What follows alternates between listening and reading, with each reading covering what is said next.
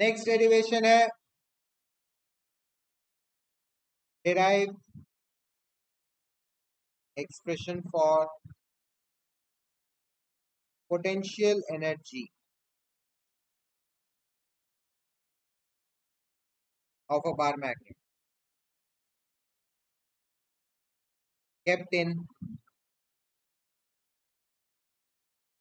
uniform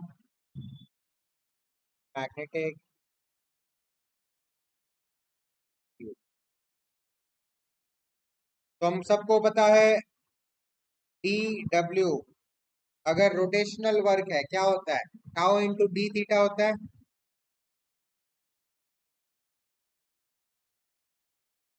और torque net पिछले question में क्या डिराइव किया हमने, torque net was M D sine theta.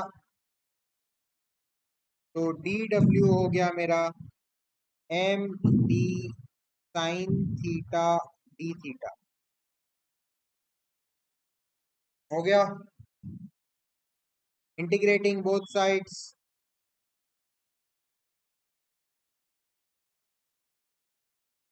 D W को इंटीग्रेट किए, यहाँ पे एम बी साइन थीटा को इंटीग्रेट कर दिया, M B sine theta D theta को इंटीग्रेट कर दिए। तो ये हो जाएगा W is equal to M B बाहर, साइन थीटा डी थीटा को इंटीग्रेट करोगे तो कॉस थीटा आ जाता है, माइनस कॉस थीटा आता है ना,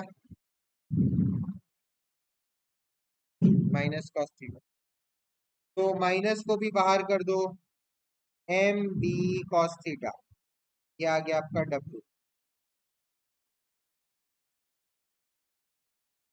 तो ये क्या हो जाएगा, W is equal to minus M dot D. अब दिस वर्क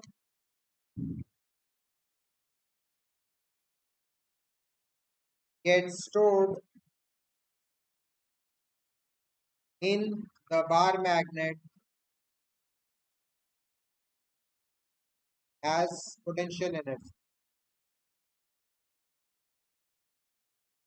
तो मेरा U कितना हो जाएगा, कैपिटल U, पोटेंशियल एनर्जी को U से डिनोट करते हैं, minus M dot. Special case है इसमें, ये फाइनल फॉर्मूला हो गया ना। इसमें स्पेशल केस रहता है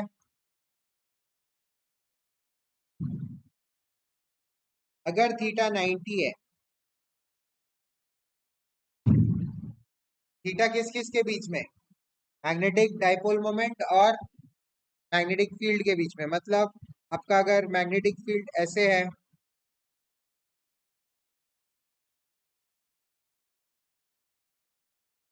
और आपका थीटा 90, थीटा कहाँ से कहाँ रहता है, साउथ पोल से north pole.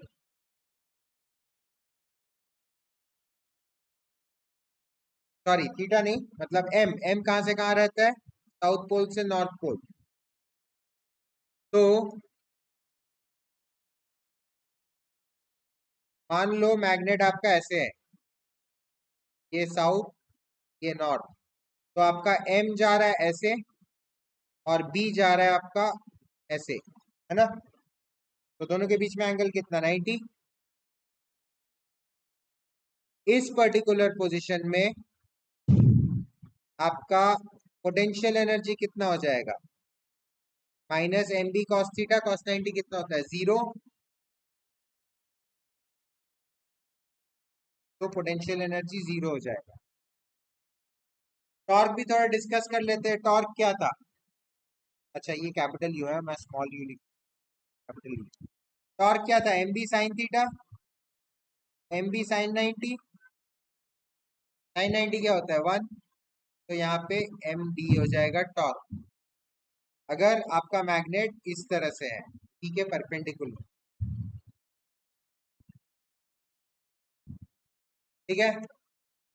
Next special case, theta अगर 0 डिग्री है, मतलब आपका मैग्नेटिक फील्ड ऐसे जा रहा है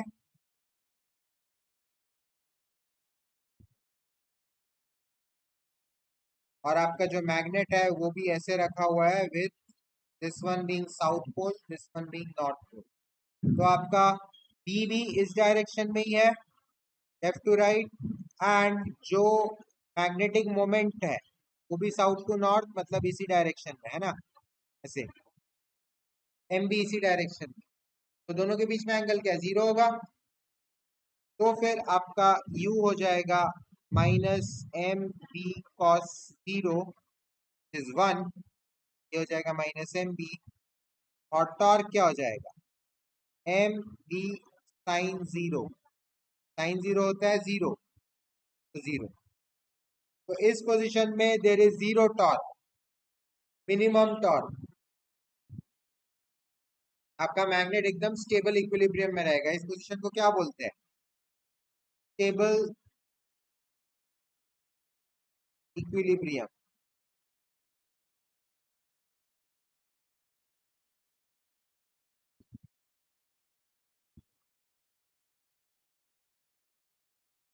और जब थीटा 180 रहेगा, मतलब आपका मैग्नेटिक फील्ड ऐसे जा रहा है, और जो मैग्नेट है वो अभी भी ऐसे है, लेकिन ये साउथ है ये नॉर्थ है, दोनों में डिफरेंस देख रहे हो ना, एक में साउथ लेफ्ट साइड में था, नॉर्थ राइट में था, अब आपका नॉर्थ लेफ्ट में है, साउथ राइट में है। तो अब आपका बी का डायरेक्शन ऐसे है और एम का डायरेक्शन कैसे है, एकदम ऑपोजिट है, ऐसे है। तो अब दोनों के बीच में एंगल कितना हो गया, 180 डिग्री हो गया। तो आपका u हो जाएगा -mb cos 180, cos 180 होता है -1, तो ये +mb हो जाएगा, और टॉर्क कितना हो जाएगा, mb sin 180, sin 180 तो फिर से 0 ही होता है, तो ये फिर से 0 ही होगा। इसको बोलते हैं अनस्टेबल इक्विलिब्रियम। ये भी इक्विलिब्रियम ही है, देखो टॉर्क 0 है, लेकिन इसको थोड़ा सा भी डिस्टर्ब करोगे तो फट से ये मैग्नेट स्विच ओवर हो जाएगा।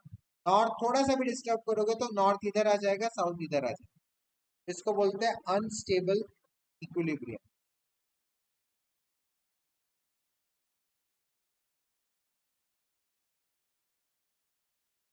ठीक है, ये समझ में आया। स्पेशल केसेस है, उससे पहले तो ये तो वैसे ही है जैसे हम लोग इलेक्ट्रोस्टैटिक में डेरिवेशन की, dw को टाउ दी थीटा लो, टाउ का वैल्यू रखो mb sin थीटा, इंटीग्रेट कर दो, -mb cos थीटा आ जाएगा, which is -m.v। This work gets stored in the form of potential energy, तो U is equal to -m.v। Special case ले लो और तीनों case दिखा दो,